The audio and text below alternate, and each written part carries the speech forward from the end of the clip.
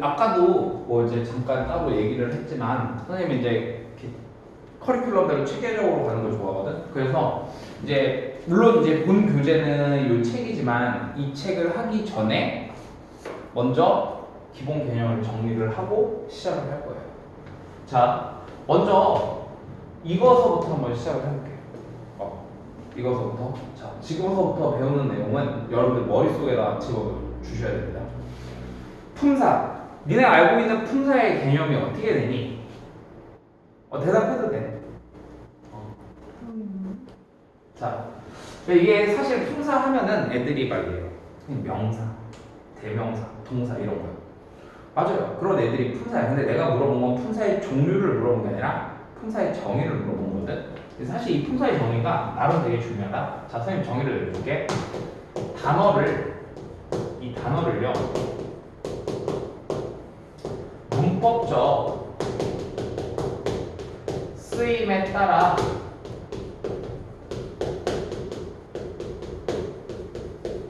분류를 해놓는다.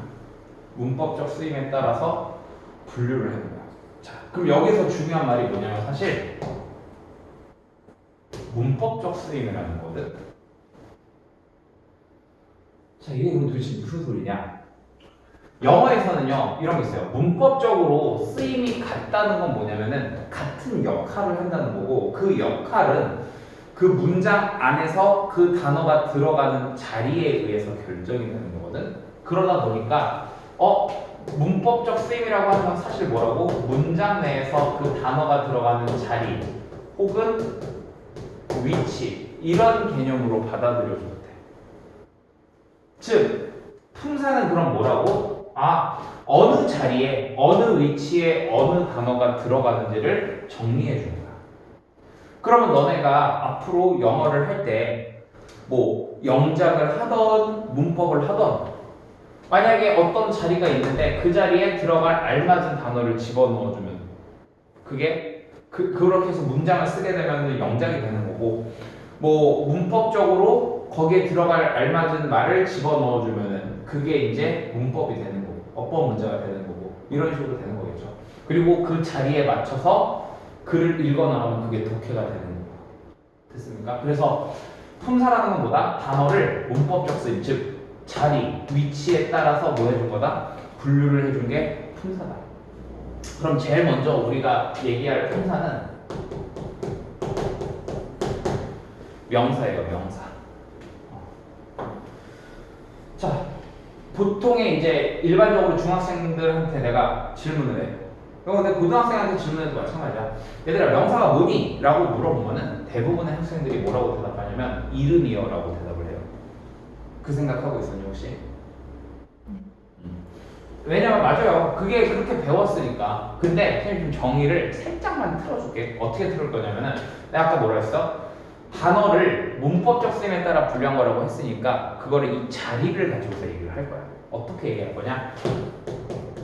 주어, 목적어, 보어, 자리에 쓰이는 단어, 요렇게 정의를 할 거예요. 다시 어떻게? 주어, 목적어, 보어, 자리에 쓰이는 단어, 요렇게 정의를 할 겁니다. 다시 제가 자꾸 지금 이 품사에서 강조하는 게 뭐냐면은 자리예요, 자리. 혹은 위치. 그러니까 주어, 목적어, 보어, 자리, 위치에 쓰이는 단어가 다 뭐가 되는 거다? 명사가 되는 거야. 그리고 그 명사는 이제 너네가 알다시피 사람이나 사물의 이름, 어떤 개념에 대한 이름, 이런 것들이 되는 거고. 그럼 두 번째 어떤 품사가 있냐면 대명사라고 하는 품사가 있죠. 대명사. 그럼 대명사는 뭐니? 라고 물어보면 애들이 명사를 대신하는 거요 라고 보통 대답을 합니다. 맞아요. 명사를 대신해서 대명사야. 근데 이것도 똑같이 일관성 있게 정의를 가볼게. 어떻게 되는 거야? 명사가 이거 자리에 쓰이는 거라며. 그러면 걔를 대신해 주는 거니까 얘도 똑같이 어디에? 요 자리에 쓰이는 애들이 대명사가 되겠죠. 됐나요? 사실 그래서 명사, 대명사는 이 지금 선생님이 수업하는 거에서는 그렇게 큰 차이가 없다고 보면 돼요. 자, 세 번째. 이거 이제 좀 중요한데. 동사라는 게 있죠, 동사. 동사는 참 중요합니다, 영어에서. 왜냐면 이 영어라고 하는 언어 자체가 동사 중심의 언어다 보니까 이 동사라고 하는 애가 굉장히 중요한데, 잠시만요. 자, 다시. 동사라고 하는 거는 일단 이렇게 한번 정의를 해볼게요. 동사는 뭐가 있다? 세 가지 종류가 있어요. 그러니까 뒤에 가서 또 얘기를 하겠지만 동사는 그냥 동사 자리가 딱 정해져 있기 때문에 그냥 동사는 그냥 자리가 동사 자리에 들어간다고 생각하면 되고 여기서 그럼 뭘 기억해주면 돼? 동사의 종류를 먼저 기억을 해주는 거야. 동사의 종류가 뭐가 있는데? 비동사가 있고 일반 동사가 있고 그 다음에 조동사가 있고 비동사, 일반 동사, 조동사 다 이거 사실 어떻게 보면은 중학교 때서부터 너무 많이 배웠던 내용이라서 다 이제 쉬운 부분이라고 이제 생각을 하는데 자 사실 뭐 조동사나 일반 동사 같은 경우에는 그 단어 자체의 의미가 딱 정해져 있기 때문에 너네가 단어를 외우면은 그냥 그 뜻을 그대로 가지고 하면 돼. 일단 여기서 나는 뭐만 정리를 할 거냐면 그러면 비동사의 해석 요것만 좀 먼저 정리를 하고 넘어가요. 비동사는 크게 세 가지로 해석이 됩니다. 근데 이게 해석이 어떻게 해석이 되냐면 자리에 따라 해석이 좀 달라져. 무슨 얘기냐? 비동사 뒤에 부사라고 하는 친구가 나오거나 아니면 아무것도 아예 안 나와. 다시 비동사 뒤에 부사라고 하는 애가 나오거나 아예 아무 말도 안 나와. 그러면은 이때 비동사는 해석이 어떻게 되냐면은 있다,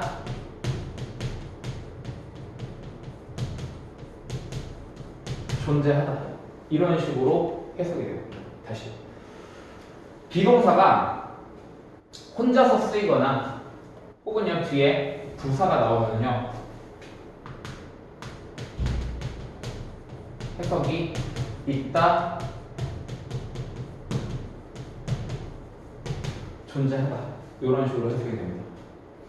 자, 그 다음에 두 번째 만약에 비동사 뒤에 형용사나 명사가 오는 경우가 있어.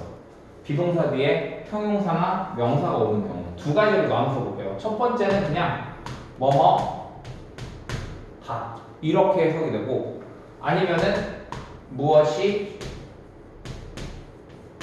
되다 이렇게 해석이 됩니다. 어떤 학생들은 이 동사 해석도 제대로 못하는 친구들이 비동사 해석 뜻도 제대로 모르는 친구들도 되게 많이 있거든. 왜 그러냐면 너네가 이런 거를 안 배워서 그래. 안 배워서. 그러니까 지금 알면 돼요. 이제. 혹시 자기가 몰랐다면 이제 지금 알면 돼. 됐지? 자, 그 다음에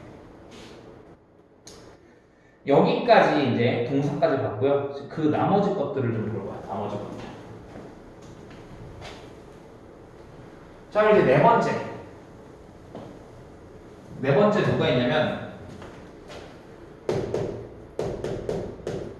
형용사라고 하는 애가 있고 다섯 번째 부사라고 하는 애가 있어요. 형용사가 있고 부사라고 하는 애가 있거든. 그러면 자, 이 형용사하고 부사를 이렇게 묶어봐. 묶어서 얘를 뭐라고 보면 되냐면 수식어라고 이해해 주시면 됩니다. 뭐라고요? 수식어라고 이해를 해주면 돼. 그러니까 수식이라는 말이 뭐냐면 꾸며준다는 거야. 그러면은 얘네들은 어느 위치에 들어가면 되는 거야? 꾸며주는 자리에 들어가면 되는 거예요. 근데 형용사하고 부사는 꾸며주는 대상이 달라. 그러니까 각각 어느 자리를 꾸며주느냐, 그 꾸며주는 위치에 따라서 용법이 갈리는 건데 형용사는 누구를 꾸며주는 거냐면 명사를 꾸며주는 거고, 자, 부사는 형용사가 못 꾸며주는 애들을 다 꾸며주는 거야. 예를 들면은 자, 형용사라든가 그 다음에 동사,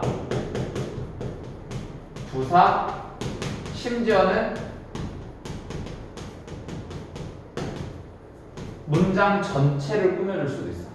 형용사, 동사, 부사, 문장 전체를 꾸며줄 수도 있다는 거. 자, 그러니까 둘의 역할이 분명히 수식을 해준다는 공통점은 있지만 역할이 분명히 다르기 때문에 들어가는 자리 또한 다를 거라고. 여기에 이제 하나 첨가하자면 형용사라고 하는 녀석은 아까 명사와 마찬가지로 보어의 역할을 하기도 한다는 거. 근데 그럼 보어가 뭔데요 도대체? 이거는 좀 이따 뒤에 와서 다시 얘기를 해줄 거예요. 자, 그래서 수식어는 뭐다? 형용사하고 부사라는 애가 있는데 얘들은 뭘 해준다? 꾸며주는 역할. 근데 각각 꾸며주는 역할이 다르다 보니까 들어가는 자리가 다르게 되고 그러다 보니까 둘의 용법이 서로 갈리게 되는 거다. 이렇게 보시면 돼요. 자, 그럼 이제 여섯 번째는 뭐냐면 전치사라고 하는 게 있어요. 전치사. 자, 전치사라고 하는 애는 이게 좀 학구적으로 설명을 하면 이거야.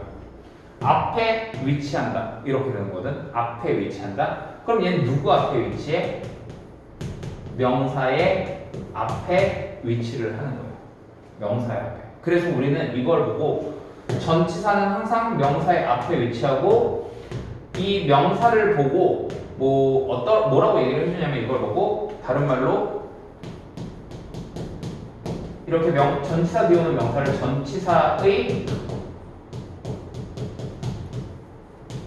목적어라고 얘기를 해줍니다. 전치사의 목적어. 그러면서 자, 전치사는 그럼 항상 명사 뒤에 오는데 그러면서 얘가 궁극적으로는 어떤 역할을 하냐면 뭘 해줄 수 있냐? 명사를 꾸며줄 수도 있어. 명사를 꾸며줄 수도 있고 아니면은요 부사의 역할을 해줄 수도 있어요. 즉 형, 동, 부문을 꾸며줄 수도 있다. 그래서 우리가 이 전치사 플러스 명사 뒤에 와서 또 얘기를 하겠지만 얘를 보고 우리는 전명구라고 이야기를 해주는데 전치사하고 명사가 만난 구라고 해서 전명구라고 얘기를 해주는데 전명구는 크게 이렇게 명사를 수식해주는 형용사 아니면은 뭔가 이런 그 형동 부문을 꾸며주는 부사의 역할을 해준다. 이렇게 이해를 하시면 됩니다. 아시겠어요? 자, 그럼 일곱 번째 뭐냐면 접속사. 그럼 접속사는 어느 위치에 나오는 거예요? 이제 이렇게 생각을 하면 이제 이 친구는 지금 품사를 제대로 배우고 있는 거예요. 왜? 위치를 따지는 거니까. 얘는 어떤 위치? 주어, 동사 이런 애들의 앞에 위치를 하게 돼. 다시 이거 일단 한글로 써줄까? 주어, 동사의 앞에 위치를 한다. 그래서 얘도 마찬가지야. 그래서 얘가 뭘 만들게 되냐면 명사의 역할을 하기도 하고 그리고 얘가 형용사의 역할을 하기도 하고 부사의 역할을 하기도 한다. 이렇게 보면 돼. 다시 일곱 번째 품사인 접속사는 어디에 위치한다? 주어 동사 앞에 위치를 하고 걔가 실제로 문법적으로 어떤 역할을 한다? 명사, 형용사, 부사의 역할을 한다. 지금 선생님이 계속 설명을 일관적으로 어느 위치에 쓰이느냐 계속 이거를 얘기하고 있죠. 자, 그럼 이제 마지막 8번 안 적으셔도 돼요. 8번 뭐냐면은 감탄사라는 건데 이거 몰라도 대학 가는데 지장 없기 때문에 감탄사는 모르셔도 됩니다. 됐죠? 자, 이렇게 해서 일단 품사를 한번 정리를 해봤어.